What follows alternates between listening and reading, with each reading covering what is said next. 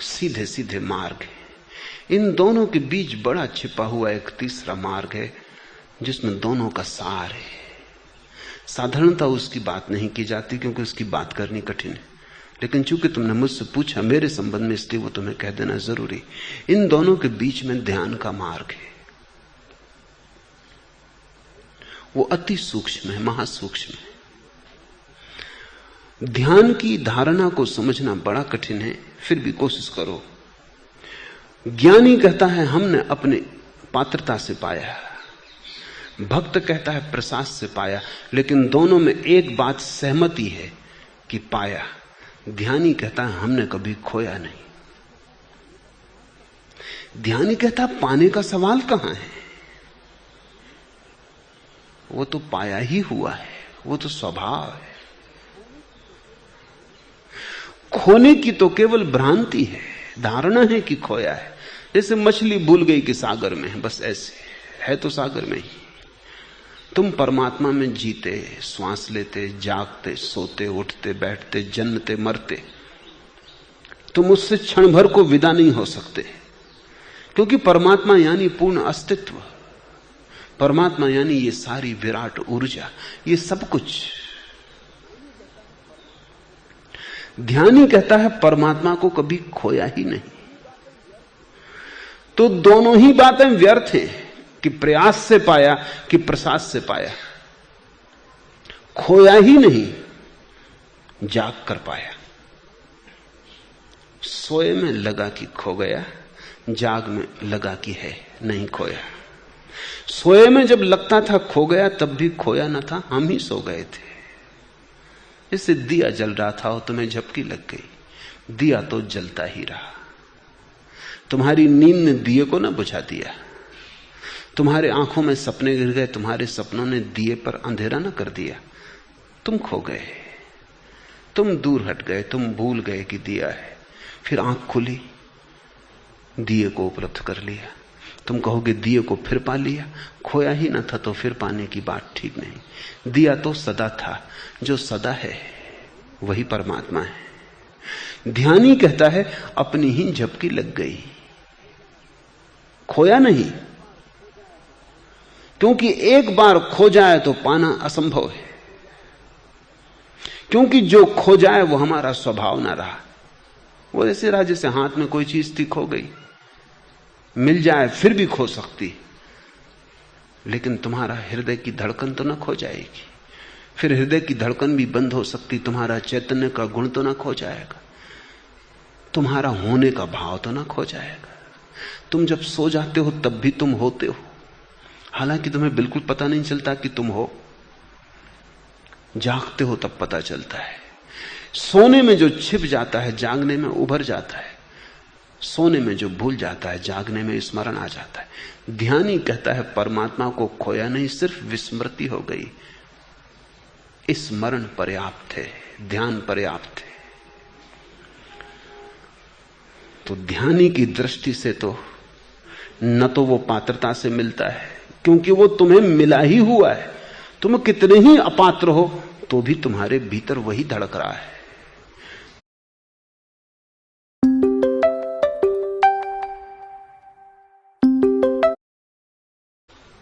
तो इसलिए पात्रता से पाने का कोई सवाल नहीं। और न वो प्रसाद रूप मिलता है, क्योंकि वहां कोई दूसरा थोड़ी है जो तुम्हें दे दे प्रसाद। तुम ही हो, लेने वाले देने वाले दोनों तुम ही हो, जाने वाले पहुंचने वाले दोनों तुम ही हो, मार्ग और मंजिल दोनों तुम ही हो। ध्यानी गहनतम बात कह रहा है, मगर उसे कहने की बड़ी कठिनाई है। और भक्त भी जब पहुंच जाता है तब ज्ञानी की बात को समझ लेगा कि बात तो ठीक है, ये तो मिला ही हुआ था। और ज्ञानी भी समझ लेगा कि इसको उघाड़ा है, आविष्कृत किया है, निर्मित नहीं किया। जैसे कि एक पत्थर पड़ा है और कारीगर आए छेनी उठा के एक मूर्ति को उघाड़ दे। मूर्ति तो पड़ी ही थी। माइकलएंजेलो से किसी ने पूछा, एक अनगढ़ पत्थर बहुत दिन से पड़ा था, शिल्पियों ने फेंक दिया था बेकार समझकर, उस पर माइकलएंजेलो ने जीसस की एक प्रतिमा बनाई। जब प्रतिमा बन गई तो किसी ने पूछा कि तुम अनूठे कलाकार हो। पत्थर तिरस्कृत था, फेंक दिया गया था, शिल्पियों ने काम का न समझा था, आड़ा तिरछा था, लेकिन तुमने बहुमूल्य प्रतिमा बना दी। माइकलएंजेलो ने कहा मैंने बनाई नहीं, प्रतिमा तो सोई पड़ी थी पत्थर में, सिर्फ बेकार पत्थर जो प्रतिमा के आसपास चिपका था उसको मैंने अलग कर दिया। उघाड़ी, बनाई नहीं, छिपी थी, आवृत थी, अनावृत की, आच्छादित थी, अनाच्छादित की। बस इतना ही किया, मैं कोई करता नहीं हूं, उघाड़ा, जरा पर्दा खींचा। ध्यानी कहता है तुम जो हो उससे अन्यथा तुम कभी भी नहीं हो सकते। तुम जो हो वही तुम सदा रहे हो, वही तुम सदा रहोगे। वो तुम्हारा होना ही परमात्मा है। इसलिए न कोई प्रसाद का सवाल है, न कोई प्रयास का। तब तुम बड़ी उलझन में पड़ोगे, तब तुम्हें और अड़चन होगी कि अब क्या करें। अगर तुम मेरी बात ठीक से समझ सको तो मैं कहता हूं ध्यानी ही शुद्धतम बात कह रहा है। भक्त उसी बात को प्रेम की भाषा में कहता है, तब प्रसाद बन जाता है। ज्ञानी उसी बात को साधना के भाषा में कहता है, तब पात्रता, योग्यता, कर्म, पुण्य, श्रम, इस तरह के शब्द बन जाते। बात तो वही है जो ध्यानी कह रहा है, लेकिन ध्यानी की बात तो ध्यानी ही समझ पाएगा, क्योंकि तुम्हें यह समझना बिल्कुल कठिन होगा कि उसको कभी खोया ही नहीं। मेरे पास लोग आ जाते हैं, वो कहते हैं आप कहते हैं कभी खोया नहीं, फिर खोजें क्यों? मैं उनसे पूछता हूं ये सवाल भी कैसे उठता है कि खोजें क्यों? ये मैं कहता हूं कि उसे कभी खोया नहीं, ऐसा तुम्हारा अनुभव हो, बात ठीक हो गई, खत्म हो गई, अब कुछ खोजना नहीं। लेकिन तुम्हें तो लग रहा है कि कुछ अभी मिला तो है नहीं, तुम खोज भी छोड़ रहे हो, तब तो मिलने का उपाय भी बंद हो जाएगा। ध्यान धर्म की शुद्धतम अभिव्यक्ति है। फिर ज्ञान उसी की मस्तिष्क के द्वारा अभिव्यक्ति है, और भक्ति उसी की हृदय के द्वारा अभिव्यक्ति है। और ध्यान ना तो हृदय का है और न मस्तिष्क का। ज्ञान मस्तिष्क का है, प्रेम हृदय का है। ध्यान दोनों के पार है, ध्यान अतिक्रमण है। इसलिए तुम मुझसे मत पूछो कि मुझे कैसे मिला, न प्रसाद से न प्रयास से। जागकर मैंने पाया कि उसे कभी खोया ही नहीं। इसलिए मेरा कोई गुरु नहीं है, क्योंकि गुरु तो तभी हो जब खोजने में किसी का सहारा लेना पड़े। और मेरी कोई साधना नहीं है, क्योंकि साधना तो तभी हो जब खोजने के लिए कोई श्रम करना पड़े। न मैंने श्रम किया और न मैंने प्रार्थना की, न मैंने पूजा की किसी मंदिर में, और न किसी परमात्मा को आकाश में हाथ जोड़कर याद किया, न किसी गुरु को पकड़ा। किया क्या? इतना ही किया कि चेष्टा की अपने को समझने की, जानने की कोशिश की कि मैं कौन हूं। अपने ही हाथों से टटोलने की कोशिश की अपने भीतर की कहां हूं। टटोलते टटोलते, खोजते खोजते अंधेरा थोड़ा क्षीण हुआ, अपनी प्रतीति होने लगी, एहसास होने लगा कि हूं। एहसास बढ़ने लगा। पहले तो बड़ी धीमी सी ज्योति थी एक दिए की, फिर ज्योति बढ़ती गई, सूर्य का महाप्रकाश हो गया। लेकिन न तो प्रसाद से पाया न प्रयास से। अपने भीतर जाके पाया कि पाया ही हुआ है, उसे कभी खोया ही ना था। मंजिल पे ही बैठे थे और झपकी लग गई। मैं निरंतर एक कहानी कहता रहा हूं। एक शराबी घर लौटा, ज्यादा पी गया था, तो अपने घर के सामने आ गया आदतवश। जैसे रोज चल के आ जाता था, आ गया। उसके लिए कुछ होश की जरूरत नहीं रहती, तुम्हें भी नहीं रहती। तुम हजार विचार करते घर की तरफ चले आते हो, पैर बाएं मुड़ जाते हैं, दाएं मुड़ जाते हैं, साइकिल घूम जाती है, कार घूम जाती, तुम अपने गैरेज में पहुंच जाते हो। कुछ इसके लिए सोचना नहीं पड़ता, यंत्रवत। तो शराबी नशे में था, वो डोलता डमालता पहुंच गया। लेकिन घर के सामने जाकर उसने गौर से देखा ये घर अपना है या नहीं। रात का अंधेरा, शराब में डूबी आंखें, सब कपता हुआ डमाडोल। वो घबरा गया, ये तो घर अपना नहीं मालूम होता। ऐसा तो देखा नहीं था कभी। देखने वाली आंख अलग हो तो दृश्य बदल जाता है, नशे में हो तो दृश्य बदल जाता है। उसने दरवाजे पे दस्तक दी डरते हुए। उसकी मां ने दरवाजा खोला, लेकिन वो अपनी मां को ही नहीं पहचान पाया। नशे में पहचान कैसी। उसने उसके पैर पकड़ लिए और कहा कि माई इतना कर, मुझे मेरे घर पहुंचा दे। उसकी मां ने कहा बेटा तू बिल्कुल पागल हो गया, 1000 बार कहा कि शराब पीना बंद कर, अभी तो हद हो गई। मुझको नहीं पहचानता, अपनी मां को, अपना घर नहीं पहचानता। भीड़ इकट्ठी हो गई, पड़ोस के लोग आ गए, समझाने लगे, मगर शराबी को समझाने का कोई उपाय होता? समझ ही सकता तो खुद ही समझ लेता, तुम्हें समझाना पड़ता। तुम समझाओ कुछ, शराबी समझता कुछ।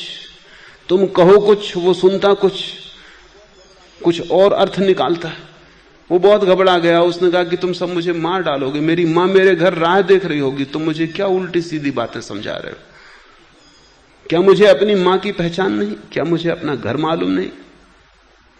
कितनी ही शराब मैंने पी ली हो, मैं कोई नशे में थोड़ी। सभी शराबी यही कहते। शराबी को पक्का करवाना कि तुम नशे में है बहुत मुश्किल है, वो मानते ही नहीं। और जो शराबी मान जाए कि मैं नशे में हूं, समझो कि नशा टूट गया। नहीं तो मान ही नहीं सकता था। शराब में कैसे कोई मानेगा? पागल अगर मान जाए कि मैं पागल हूं, समझो कि वो ठीक हो गया। घर भेजो, पागल खाने में रखने की जरूरत नहीं।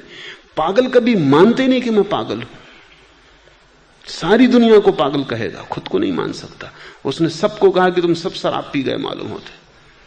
मेरा घर मुझे मालूम नहीं, मुझे अपने घर पहुंचाओ भाई। वो रोने लगा, छाती पीटने लगा। एक पड़ोसी जो शराब घर से लौट रहा था, वो अपनी बैलगाड़ी जोत के आ गया। उसने कहा बैठ, मैं तुझे तेरे घर पहुंचा देता हूं। उसकी मां चिल्लाने लगी कि इसकी बैलगाड़ी में मत बैठ, ये भी पिए हुए है, नहीं तो कोई तुझे कहां ले जाएगा, तेरा घर कहीं और नहीं। लेकिन इसकी बात उसे जची। ये गुरु मालूम पड़ा कि ये पहुंचाने वाला एक आदमी, तारणहार, बाकी सब दुष्ट यहीं उलझा देंगे। वो उसकी बैलगाड़ी में बैठने को तैयार है। ऐसी तुम्हारी दशा है। तुम घर के सामने ही खड़े हो, तुम्हारी आंख के सामने जो है वही परमात्मा है। तुम पूछ रहे हो कहां जाएं, कैसे खोजें, क्या उपाय करें, किसकी प्रार्थना करें? कोई ना कोई तुम्हें मिल जाएगा बैलगाड़ी जोत के तैयार। वो कहेगा आ जाओ, बैठ जाओ, हम वहीं जा रहे हैं। बल्कि हम पहले ही से वहीं जाने का काम ही करते, ये ट्रांसपोर्ट का ही काम करते, भटकों को पहुंचाते। कोई ना कोई गुरु तुम्हें मिल जाएगा। कोई भी सवाल नहीं है, तुम्हारा गुरु तुम्हारे भीतर है। और बाहर अगर किसी को कभी गुरु स्वीकार करो तो उसको ही स्वीकार करना जो तुम्हारे भीतर के गुरु को जगाने की बात कह रहा हो, तुम्हें कहीं ले जाने की नहीं। अच्छा होता कि वो शराबी अपनी मां को स्वीकार कर लेता, जो कह रही थी यही तेरा घर है, मैं तेरी मां। सुबह होश में आके वो भी पाता कि यही बात सच है। लेकिन तुमसे जो कोई कहेगा कि तुम वही हो जहां तुम्हें होना है, उसकी बात तुम्हें न जचेगी। तुम कहोगे ये बात तो कुछ जचती नहीं, बहुत बदलाहट करनी है, क्रांति करनी है, रूपांतरण करना है। और ये आदमी कहता तुम वही हो, कहीं और चलो, कोई गुरु खोजो। मेरे पास लोग आते हैं, अगर मैं उनसे कहता हूं तुम सिर्फ अपने को स्वीकार कर लो, तुम जैसे हो शुभ हो, सुंदर हो, सत्य हो, तुम जैसे हो पर्याप्त हो, तुम जैसे हो इसमें ही अहोभाव समझो, कुछ करना नहीं है, अपने होने से राजी हो जाना है। वो इधर उधर देखने लगते। वो कहते हैं तो फिर कुछ भी करने का नहीं है। ये बात उनको जचती नहीं। वो किसी और गुरु के पास जाएंगे जो उनको कुछ करने को बताए, कहे कि शीर्षासन करके खड़े हो जाओ, वो जचेगा। जैसे कि कोई सिर पे खड़े होने से परमात्मा का कोई मिलने का संबंध हो। पैर पे ही भले लग रहे हो, सिर पे खड़े होकर कुछ सौंदर्य बढ़ न जाएगा। सिर्फ मूड मालूम पड़ोगे, मूर्ता छिपानी हो तो उसको शीर्षासन कहोगे। उल्टी सीधी कवायद करोगे, हाथ पैर मोड़ोगे, सर्कस में भर्ती होना हो ठीक है, परमात्मा तक जाने का उससे क्या लेना देना है। तुम जैसे हो, शुभ हो, सुंदर हो, अभी तुम वही हो जहां तुम जाने का ख्याल कर रहे हो।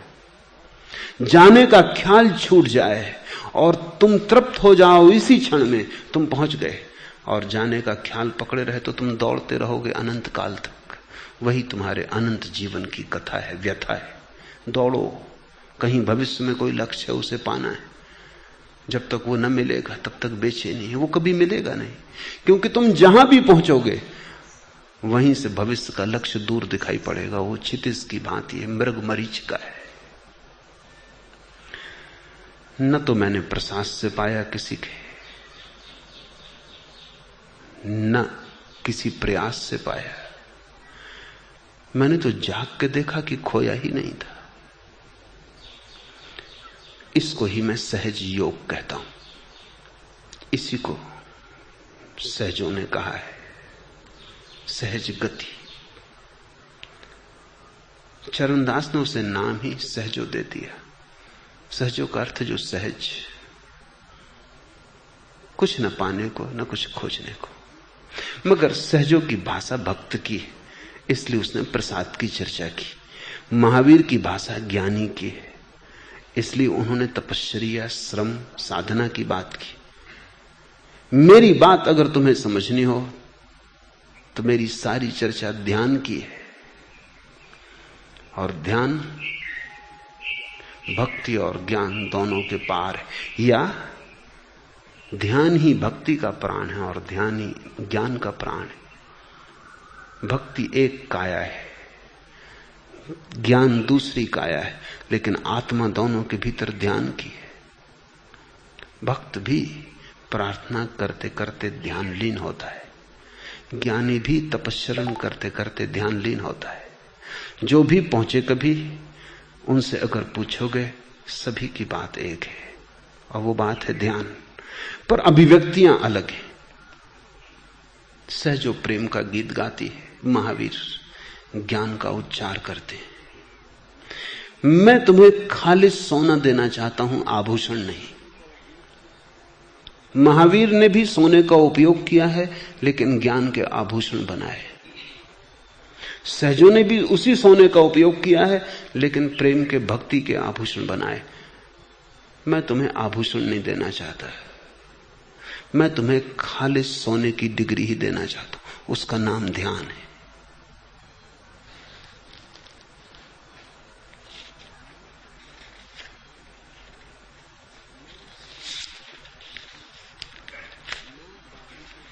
छठवां प्रश्न, ना काहू के संग है सहजो ना कोई संग, पर सहजो जैसे संत ही संग सत्संग का महिमापूर्ण गुणगान भी करते हैं, ऐसा विरोधाभास क्यों है? विरोधाभास जरा भी नहीं। लगता होगा, है नहीं। ना काहू के संग है सहजो ना कोई संग। सहजो कहती न तो कोई साथ है अपने, न मैं किसी के साथ हूं। निश्चित ही सहजो सत्संग का भी वर्णन करती है, महिमा करती है। खोजो संत को, खोजो सत्संग, तो तुम्हें अड़चन होती कि जब कोई संग साथ ही नहीं है तो किसको खोजना है। पर तुम सत्संग का अर्थ नहीं समझे, इसलिए गड़बड़ हो गई। सत्संग का अर्थ है ऐसे व्यक्ति का सत्संग जिसके साथ तुम्हें पता चलेगा ना काहू के संग है सहजो ना कोई संग। सत्संग का कुल इतना ही अर्थ है ऐसे किसी व्यक्ति की सानिध्य को पा लेना जहां तुम्हें अपने अकेलेपन का बोध होगा। भीड़ सत्संग नहीं है। क्लब घर में बैठ के तुम ताश खेल रहे हो, वो सत्संग नहीं है। वहां तुम अपने को भुला रहे हो, वो नशा है। मादक है। सिनेमा घर में बैठे हो वो सत्संग नहीं है। भीड़ तो बहुत है, लेकिन अपने को डुबाने के लिए, भुलाने के लिए, अपने से तुम परेशान हो, अपना अकेलापन काटता है। अकेले जब भी होते हो मुश्किल होती, ऊब मालूम पड़ती, भागो, डूबो किसी के साथ, भूल जाओ। सत्संग तब है जब तुम किसी ऐसे के पास बैठे हो जिसके पास तुम अपने को भूल ना पाओ, तुम्हें अपना स्मरण आ जाए, जो नशा ना हो, जागरण हो। सत्संग का अर्थ है जहां तुम्हें अपने एकांत का, शुद्ध कैवल्य का बोध हो। 1000 लोग बैठे हो सत्संग में तो भी भीड़ नहीं है, वहां एक एक आदमी अलग अलग बैठा है। एक एक आदमी अपने अकेलेपन में बैठा है। ऐसा हुआ कि बुद्ध एक नगर के बाहर भीतर गया, और जब उसने 10,000 लोग देखे वहां वृक्षों के नीचे बैठे, झुंड के झुंड, पर सब अकेले, वो बुद्ध के पास गया। उसने कहा, ऐसा मैंने कभी देखा नहीं, ये लोग यहां क्या कर रहे हैं? ये 10,000 आदमी चुप क्यों, ये बोलते क्यों नहीं? बुद्ध ने कहा, ये मेरे पास आए ही हैं मौन सीखने, बोलने सीखने नहीं। ये मेरे पास आए हैं अकेले होने। सत्संग का अर्थ है जहां तुम अकेले हो जाओ, उसके साथ को खोजो जो तुम्हें जगा दे और अकेला कर दे। ना काहू के संग है सहजो ना कोई संग, जहां ऐसा पता चले वही सत्संग है। आज इतना ही।